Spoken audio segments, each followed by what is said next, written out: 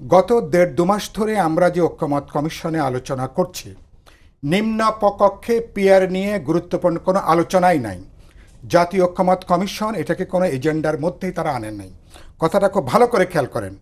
নিম্ন কক্ষে পিয়ার নিয়ে কোনো আলোচনার কোনো ভেতরে এটা কোনো এজেন্ডার মধ্যেই নাই। যারা আজকে আমরাও তো পিয়ারের কথা বলেছি সংখ্যানুপাতিক পদ্ধতিতে। আমরা বলছি যে একটু সময় নিয়ে কেন করা দরকার?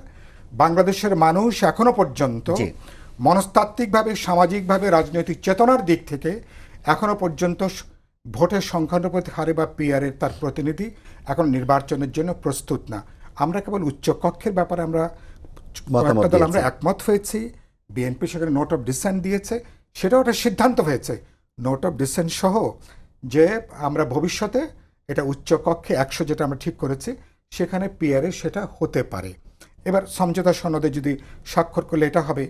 এবং যারা আমরা পিয়ারের পক্ষে বলেছি উচ্চকক্ষে, তারা যদি ওরকম সংখ্যাগরিষ্ঠ হন তাহলে উচ্চকক্ষে পিয়ারের মধ্য দিয়ে আমার ১০০ জন তারা কিন্তু আসতে পারেন।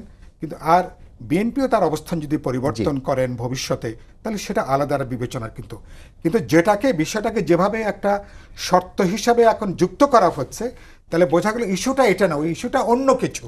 বলছি থলের মধ্যে অন্য কিছু আছে, থলের মধ্যে অন্য কোনো বিড়াল নিয়ে তারা হাঁটছেন।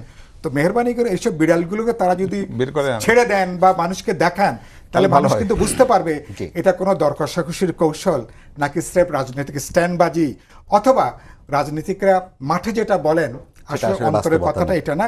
এগুলো পরিষ্কার করা দরকার। আর লাস্টে এনসিপির কথা যেটা বলছিলেন, সেটা হলো যে গণপরিষদের নির্বাচনের প্রশ্নটা কখন আসে? দেশে যখন সংবিধান থাকে না, আমি নতুন সংবিধান করব, নতুন সংবিধান তৈরি করব, কিন্তু আমরা কিন্তু সংবিধান বলবৎ আছে। এই সরকার গত ১ বছর কিন্তু চলছে বিদ্যমান সংবিধানের ভিত্তিতে, রাষ্ট্রপতি আছেন বিদ্যমান সংবিধানের ভিত্তিতে। এমনকি ঐক্যমত কমিশনে আমরা যে আলোচনা করছি এটাও কিন্তু সংবিধানের ভিত্তিতে। কিভাবে এই সংবিধানকে আমরা গণতান্ত্রিক করবো, জবাবদিহি করব। সুতরাং এটা যারা বলছেন তারা কিন্তু এই বাস্তবতার বাইরে যে কিন্তু কথাটা বলছেন, সম্ভবত অন্য কোনো এজেন্ডা আছে।